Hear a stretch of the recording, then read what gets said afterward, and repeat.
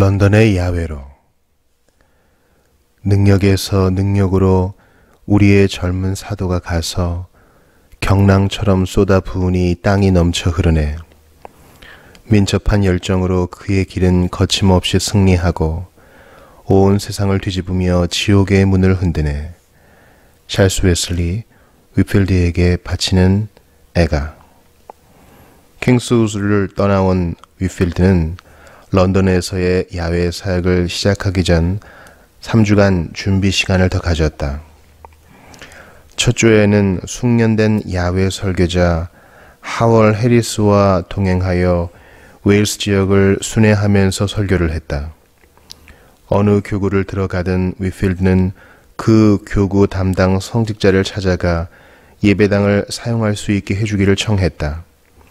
허락을 받으면 예배당을 사용했고 허락을 못 받으면 어느 장소에서든 기회가 주어지는 대로 자유로이 설교를 했다. 두 사람은 주어지는 것은 무엇이든 다 유리하게 활용하자는 입장이었다. 여관 앞에 있는 말을 오를 때 딛는 발판, 거리 한가운데 있는 탁자, 들판 가장자리, 돌담 등을 비롯해 이와 비슷한 장치들을 즉석 설교단 삼아 거기에 올라서서 군중에게 강설했다. 대개 해리스가 먼저 웨일스어로 설교했고 다음으로 위필드가 영어로 설교했다. 이 순회 여행 중 에버게분이 마을을 찾아갔을 때 일어난 한 가지 사건에는 특별히 중요한 의미가 담겨 있었다. 그 마을에는 엘리자베스 제임스라는 한 과부가 살고 있었는데 이 여인은 이 두 사람 각각의 삶에서 중요한 역할을 하게 된다. 아마도 해리스는 전에 이 여인을 만난 적이 있었던 것 같으며 그래서 이번에 다시 만났을 때 일기에서 이 여자를 짤막하게 언급했다. 하지만 그는 곧 이 여인에게 연애 감정을 갖게 되었고 타고난 열정이 뚜렷이 드러나는 연정을 경험하게 된다. 위필드는 이 당시에는 이 여성에 대해 아무 언급도 하지 않았지만 이것은 후에 그의 아내가 될 여성, 해리스가 아니라 그 자신의 아내가 될 여성과의 첫 번째 만남이 될 터였다. 웨일스에서 보낸 일주일은 위필드에게 소중한 체험을 제공했다.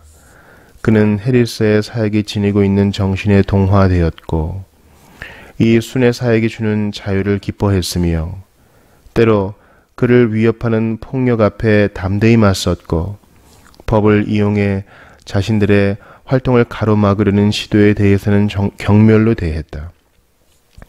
이곳에서 4명의 목회자는 예배당을 사용하게 해달라는 요청을 거부했고 다른 4사람은 아무 대가 없이 예배당 문을 열어주었다. 2차례의 야외 집회는 인구가 별로 없는 웨일스 시골 지역임에도 불구하고 많은 청중을 불러 모았고 위필드는 이때 수천 명이 모여들었다고 말했다. 그는 연이어 설교하며 돌아다니는 것이 매우 고단한 일일 수 있다는 것을 깨달았고 국경을 지나 잉글랜드로 돌아가면서 글로스터로 가는 중에 피곤 때문에 몸이 허약해졌다고 말했다.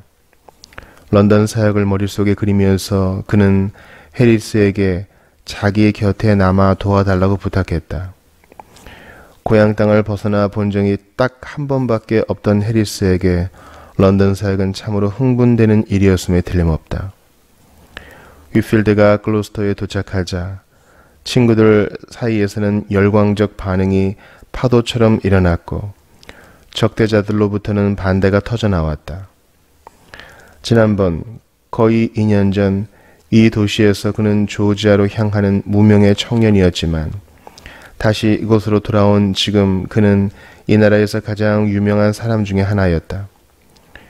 세인트 메리 드 크립트의 어린 학생이었던 때가 불과 7년 전이었고 베일 요관에서 손님들에게 술을 나르던 때로부터 겨우 8년이 지났으니 그는 일약 유명 인사로 부상한 셈이었다.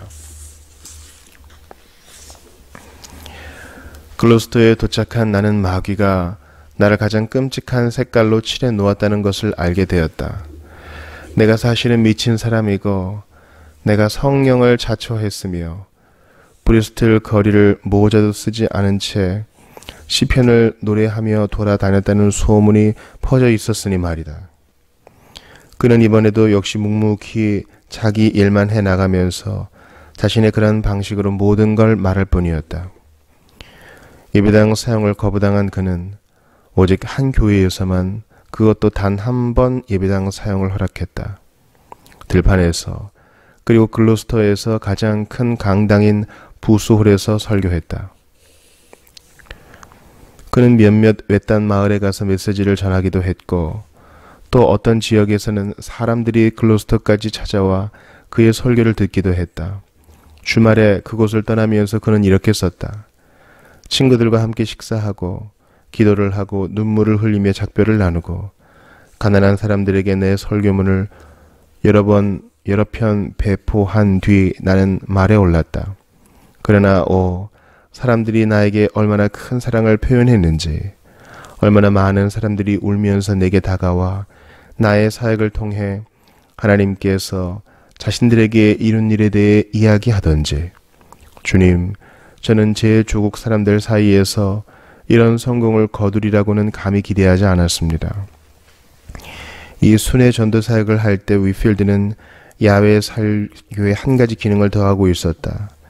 킹스우드에서 사역하면서 그는 야외 설교를 정착시켰는데 이는 어느 한 장소에 제한되었다는 의미에서 그렇게 한 것이었다. 그러나 웨일스나 글로스터에서처럼 이것저것을 옮겨다니면서 그는 일정한 경계가 없는 자유로운 사역의 전범을 만들어내고 있었다. 이는 잉글랜드 국교의 법에 심각히 문제가 되는 행동이었다. 킹스우드에는 예배당이 없었고 성직자들이 이 지역에 관심을 보이지 않았기 때문에 그의 설교 사역이 정당화될 수 있었지만, 예배당 사역을 거부당하면 그렇게 해도 된다는 듯 다른 성직자들의 교구를 이렇게 마음대로 침범하는 행위는 그리 쉽게 변호될 수가 없었다. 실제로 그런 행위가 잉글랜드 국교의 수칙 안에 받아들여질 수 있느냐의 여부는 오랫동안 미결정 상태로 남아있는 문제였지만, 위필드는 받아들여질 수 있다고 스스로 확신했고 그는 바로 이 원칙 위에서 행동했다. 하지만 다른 이들은 이 원칙을 거부했고 그래서 이제 그의 앞에는 많은 갈등들이 닥치게 되었다. 글로스터를 떠나면서 위필드는 일주일 안에 런던에 닿을 생각이었다. 그는 런던에서도 5개 사역을 시작하기로 마음먹었고 또 기쁨으로 그 엄청난 일을 맡게 될 것으로 기대했지만 그는 한편 연약함과 두려움으로 그런 일을 바라보기도 했다. 친애하는 미스터 해리스. 그는 자신의 서적상 친구에게 편지를 보냈다. 내 마음은 아주 기이하게 런던으로 이끌린다네.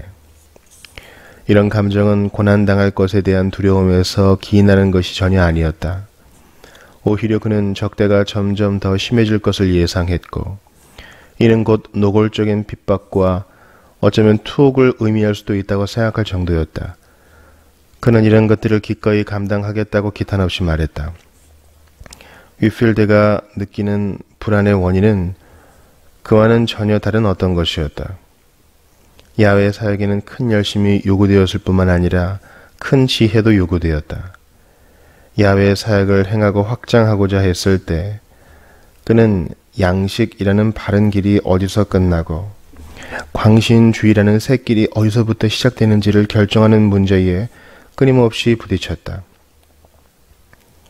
예를 들어 몇 주 후 베이싱 스토크를 지나면서 그는 곤봉 경기가 벌어지고 있던 무대에 올라갔다. 그는 경기를 중단시키고 선수들과 관객들이 자신의 설교에 귀 기울이게 만들려 애를 썼다. 그러나 결국 그는 경기를 엉망으로 만들었다고 곤봉으로 한 대 얻어맞고 무대에서 내려왔다. 이는 열심 있는 행동이었음은 분명하지만 이것이 지혜로운 행동이었다고 말할 사람은 아무도 없을 것이다.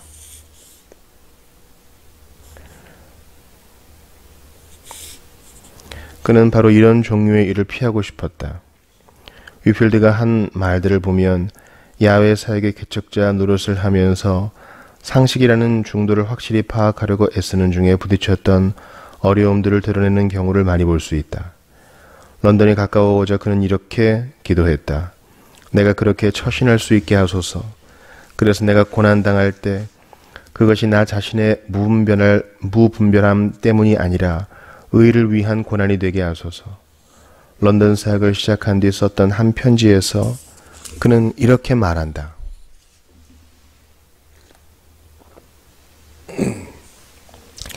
오, 기도해 주십시오. 친애하는 선생이여. 나의 열심이 언제나 진정 그리스도인다운 신중함으로 조율될 수 있기를. 만약 경솔하게 행동해서 고난을 자초한다면 정말 슬플 것입니다. 시험의 때가 아마 가까이 온 듯합니다. 오, 내가 신실한 자로 드러나기를. 마찬가지로 그가 이 시기에 행한 몇몇 설교에도 추종자들에게 늘 신중할 것을 촉구하고 과도한 행동을 경계시키는 말들이 광범위하게 담겨 있다. 어떤 일도 성급하게 하지 마십시오. 주님께서 말씀하시기를 기다리십시오. 우리는 사자와 어린 양을 적절히 조화시킬 필요가 있습니다. 주님의 대의에는 소음과 성급함이 필요하지 않습니다.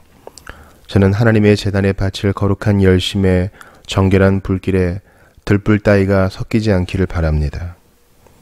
이와 같은 것들이 그의 설교에 담긴 표현들이다. 외롭기도 했고 또 자신은 부족한 존재라고 생각했기에 위필드는 주변에서 도움받기를 구했다. 앞에서 살펴보았다시피 그는 그리피스 존스에게서 조언을 받았고 어스킨 형제와 편지 왕래를 시작하여 자기보다 나이 많은 이 사람들의 경험에서 길 안내를 받고자 했다. 한 유명한 그리스도인, 이름은 언급되지 않았지만 아마 윌리엄 로우일 것이다. 그에게 보내는 편지에서 위필드는 자신을 일컬어 하나님의 일의 풋내기라고 했으며 이 사람을 만나보고서 영적 은사를 좀 나눠받을 수 있기를 바라는 소망을 드러냈다.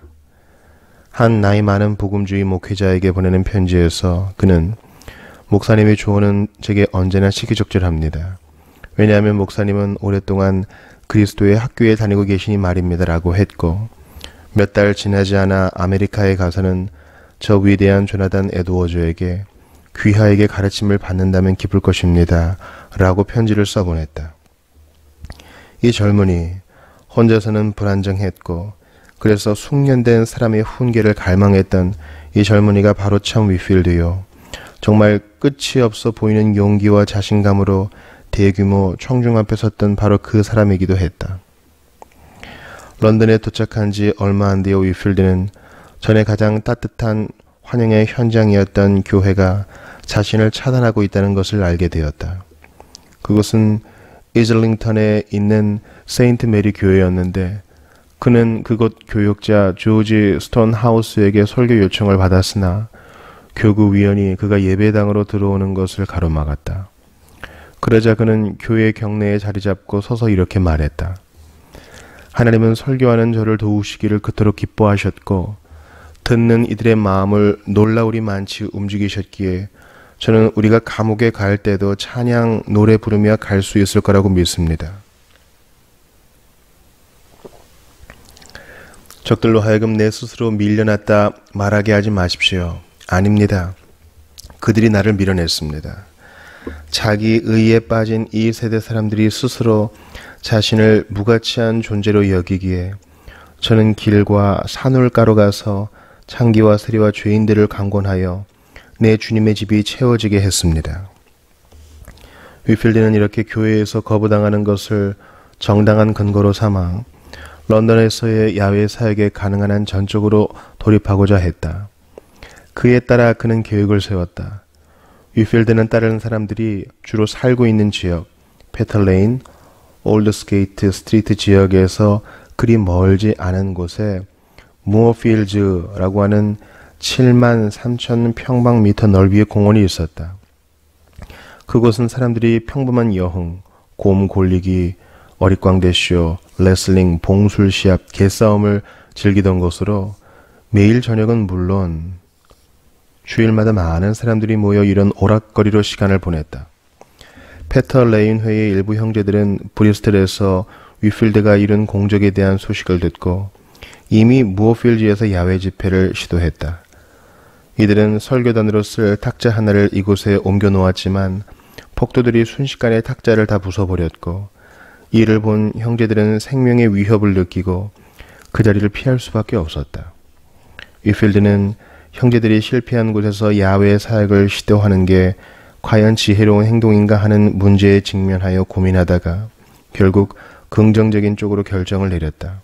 갤리스는 주일 아침 있었던 일에 대해 이렇게 말한다. 공고를 하고 마차에서 내린 그는 믿을 수 없을 정도로 많은 사람들이 모인 것을 보았다. 많은 이들이 그가 살아서는 그곳에서 빠져나갈 수 없을 것이라고 말했다. 하지만 그는 친구 두 사람을 양옆에 대동하고 군중 속으로 걸어 들어갔다. 그러나 사람들이 밀고 밀리다 보니 두 친구는 곧 위필드와 헤어졌고 어쩔 수 없이 그는 군중의 처분에 맡길 수밖에 없게 되었다. 그러나 그들은 위필드를 해치는 게 아니라 그를 위해 길을 열어주면서 공간 한가운데, 그곳이 군중이 탁자를 부숴 산산조각 냈던 곳이었다. 이르게 했고, 그런 다음 무어필드를 위와 아래로 나누는 벽 쪽으로 다시 물러났다. 그리하여 그는 그 누구의 방해도 받지 않고 그곳에 서서 엄청나게 많은 사람들을 향해 설교를 할 수 있었다. 이 집회의 바로 뒤이어 위필드는 크라이스트 처치의 아침 예배에 참석했고, 거기서 앞으로도 계속 야외에서 설교를 할 필요가 있다는 증거를 또 하나 추가했다. 런던에서 가장 유능한 성직자 중 한 사람인 조셉 트랩은 위필드를 설교 주제로 삼아 그의 활동을 매도하고 그의 일지를 조롱했으며 세인트 마거릿 교회 사건에 대해 그가 거짓말을 한다고 비난했다.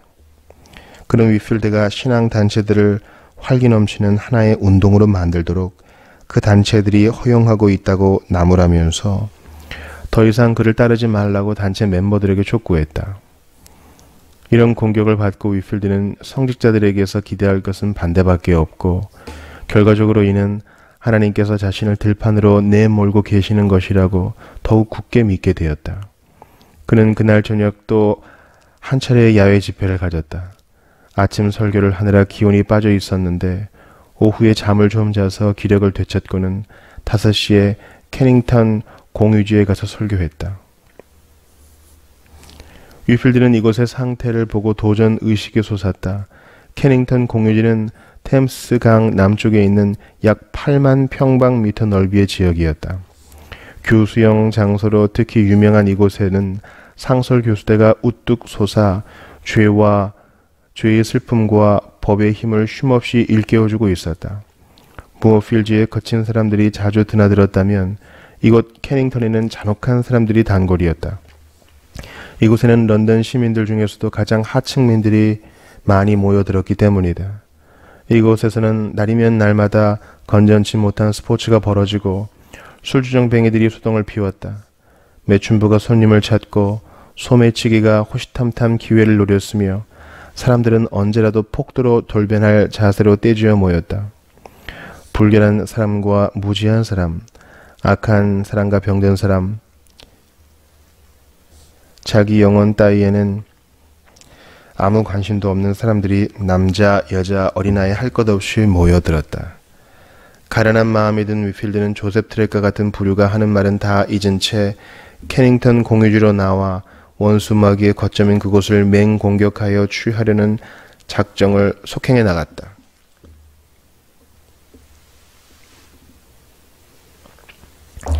그날 그의 보고서를 읽어보자 사람들이 3만 명은 좋게 될 듯했다. 때마침 바람이 불어 내 목소리를 저 끝에 있는 사람들에게까지 전달해 주었다. 모두들 내 이야기를 경청하며 서 있다가 시편과 주기도문을 아주 질서정연하게 함께 암송했다. 나는 어떤 교회에서도 이보다 조용히 설교한 적이 없었다. 말씀이 능력과 함께 임했다. 사람들은 깊이 감동받고 여러 가지 방식으로 내게 사랑을 표현했다. 이와 같은 광경은 본 적이 없다고 모두들 입을 모아 말했다. 바라노니 이날 마귀의 나라에 선한 침노가 이루어졌기를. 이날의 사역은 위필드의 생애에서 가장 위대한 한 장의 서막을 알렸다. 런던에는 아마 야외 예배를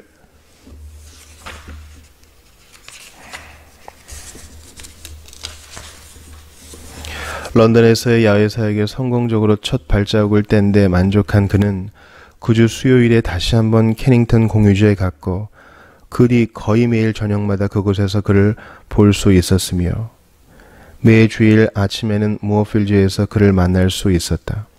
다음 보고서에서 그의 놀라운 행로를 따라가 보자. 5월 2일 수요일, 이날 저녁에는 캐닝턴 공유지에서 또 1만 명이 넘는 청중에게 설교했다. 5월 3일 목요일 하루 종일 여행 준비를 하다가 저녁 6시 사람들이 일하다 말고 설교 들으러 나오는 일이 없도록 내가 선택한 시간이다. 6시에 캐닝턴에서 설교했다. 우리 가운데 큰 능력이 임했다. 어제보다 청중 수도 많았고 어제보다 더 조용했다. 저녁 시간은 고요했고 많은 이들이 은혜 받고 돌아갔다. 5월 5일 토요일, 어제와 오늘 변함없이 캐닝턴 공유지에서 설교했다. 청중 수는 약 2만 명이었고 모두들 크게 마음이 감동되었다. 남은 시간에는 조지아에 가지고 갈 물건들을 준비했다. 세속의 일에 깊이 관여하는 경우가 별로 없는데 그 일이 하나님의 뜻일 경우에는 설교만큼이나 신속하게 해낸다. 신앙이란 게 오로지 기도문을 외우는 것으로만 이루어진다고 생각하는 사람들이 있는데 그건 큰 착각이다. 내가 생각하기에 성심으로 하나님의 영광만 생각하면서 일반 시민으로서의 모든 직분을 세심히 이행하는 사람만이 만사의 우리 주 예수 그리스도의 복음의 아름다움을 돋보이게 할 것이다. 이것이 바로 내가 설파하는 도덕성이다.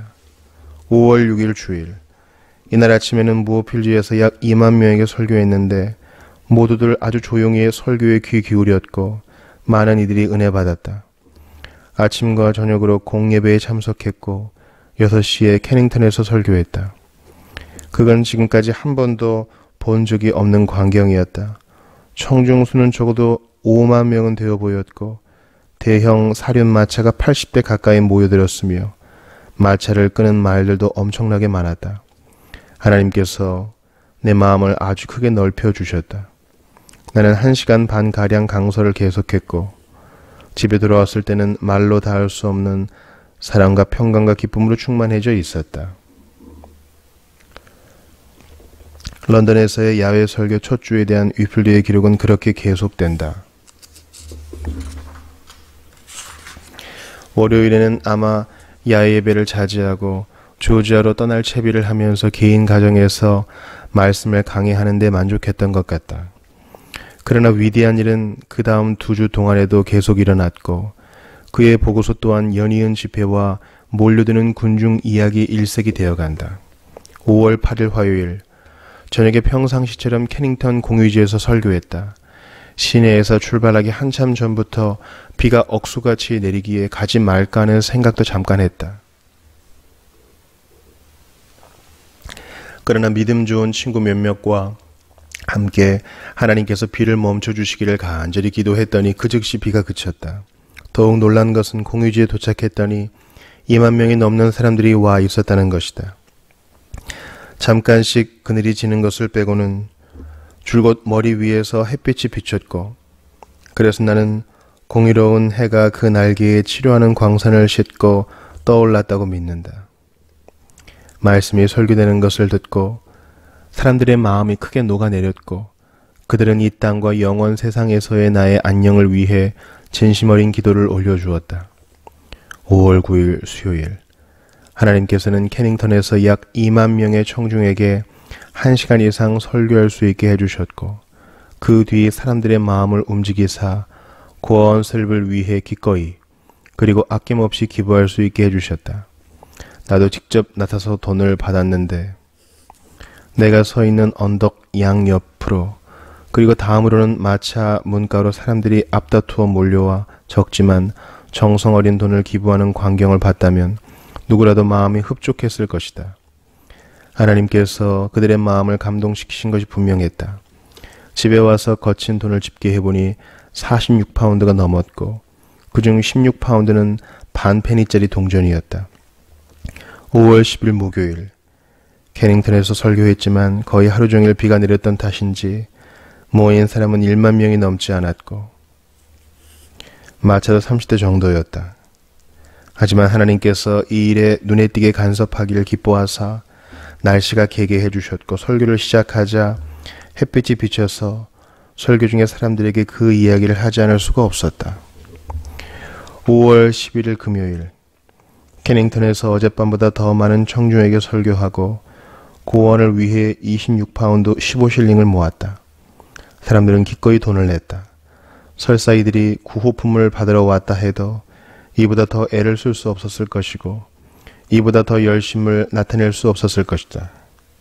거기 모인 사람들은 서기관 아니면 바리새인 부류였기에 나는 이 세대의 자기 의에 빠져있는 바리새인들을 설득했고 예수 그리스도를 모두에게 제시하는 데 크게 힘썼으니 모두들 겸손한 세리처럼 격정적으로 그리고 실험적으로 하나님이여 죄인인 저에게 자비를 베푸소서라고 부르짖을 수 있었다. 5월 12일 토요일 오늘 아침 많은 사람들이 찾아와 내가 들판에서 한 설교를 통해 자신들의 영혼에 어떤 일을 이루셨는지 들려주었다.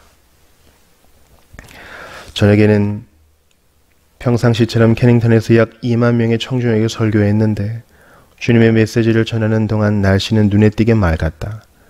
믿음으로 예수 그리스도께 온 마음을 집중시킬 수 있는 모든 이들에게 그분을 제시했다. 그들 모두가 그분을 받아들일 수 있기를 주님은 당신의 권능의 날에 그들이 주께 나오게 하신다. 5월 13일 주일 오늘 아침에는 무어필드에서 엄청나게 많은 사람들 앞에서 설교했다. 그리고 고아원 건립 기금으로 52파운드 19실링 6펜스를 모았는데 그중 20파운드가 반 페니짜리 동전이었다. 잔돈으로 기부금을 받느라 거의 지칠 지경이 되었고 너무 무거워서 혼자 힘으로는 집까지 들어 옮길 수도 없었다. 공예배에 2번 참석하고 저녁에는 6만 명 가까이 되는 청중에게 설교했다. 내 목소리가 들리지 않아 그냥 돌아간 이들도 많았지만 하나님께서는 최대한 많은 사람들이 내 말을 잘 알아들을 수 있도록 말할 수 있게 해주셨다. 내가 이야기하는 동안 사방이 얼마나 조용하던지 정말 인상적이었다.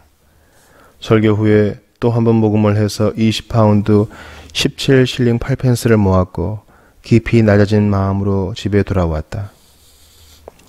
이 일을 하는 동안 위필드에게는 여기저기서 말씀 사역을 해달라는 요청이 쇄도했다. 그는 이런 요청들에 가능한 한 많이 응하여 블랙히스, 햄스테드 히스, 쉐드웰, 런던 변두리 소읍 등에서 설교했고 무어필드와 캐닝턴과 더불어 이들 지역을 보면서 하나님이 찬송받으실지어다 우리가 이 큰 도시를 에워싸기 시작했다고 외쳤다. 또한 그는 런던 북부의 몇몇 자치주들을 순회하며 설교를 했다. 월요일 아침에 런던을 출발하여 토요일 밤에 돌아오는 식으로 날마다 다른 마을에서 설교했고 이 순회 설교를 마쳤을 때 그는 이렇게 말했다. 많은 죄인들이 죄를 자각했고 많은 성도들이 위로를 받았다. 나는 바알에게 무릎을 꿇지 않은 은밀한 신자들이 우리 가운데 수없이 많이 살고 있다는 것을 알게 되었고 나의 이 공개적인 행위로 그들은 세상의 모습을 드러냈다. 설교 여행에서 돌아온 위필드는 더욱 긴박하게 사역을 이행해 나가기 시작했다. 아메리카행 배는 이미 예약해 놓았고 배가 2주일 안에 출항할 예정이었으므로 남은 시간 동안에는 여행 준비를 마무리하고 설교도 마쳐야 했다. 그 어느 때보다도 많은 사람들이 그의 설교를 들으러 모여들었고 그는 이렇게 말한다. 5월 27일 주일 오늘 아침에는 무어필드에서 약 2만 명에게 설교했고 하나님께서는 여전히 더욱더 명확하게 자기 자신을 나타내셨다. 내 설교는 거의 2시간짜리였다. 내 마음은 사랑으로 충만했고 사방에서 많은 사람들의 마음이 녹아내려 세상에서 제일 가는 냉소가라 할지라도 이것이 하나님께서 행하신 일임을 인정치 않을 수 없었을 것이다. 공예배에 2번 참석했고 복된 성찬을 받았으며 여느 때처럼 저녁에는 캐닝턴 공유지에서 지난 주일과 비슷한 규모의 청중에게 설교했다. 약간 목이 쉬었지만 하나님께서 능력 주사 사람들에게 내 목소리가 들리게 하셨을 뿐만 아니라 내 옆에 서 있는 사람들이 그 목소리에 감동하게까지 만드셨다. 5월 28일 월요일, 해크니에서 여러분의 간절한 요청에 있어 그곳 들판에 가서 약 1만 명 가량의 청중에게 설교했다.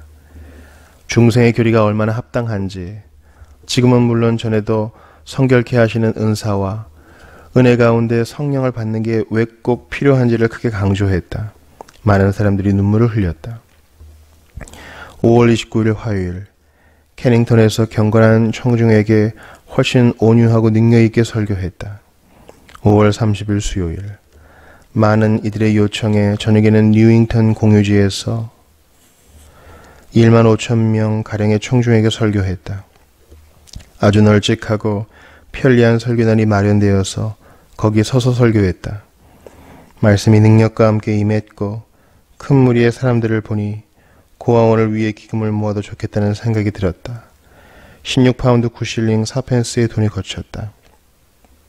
5월 31일 목요일, 오늘 오후에는 몸이 좀 아팠지만 하나님께서 나를 강건케 하사 캐닝턴에 갈 수 있게 해주시기를 기뻐하셨고 거기서 늘 모이는 회중에게 설교했다.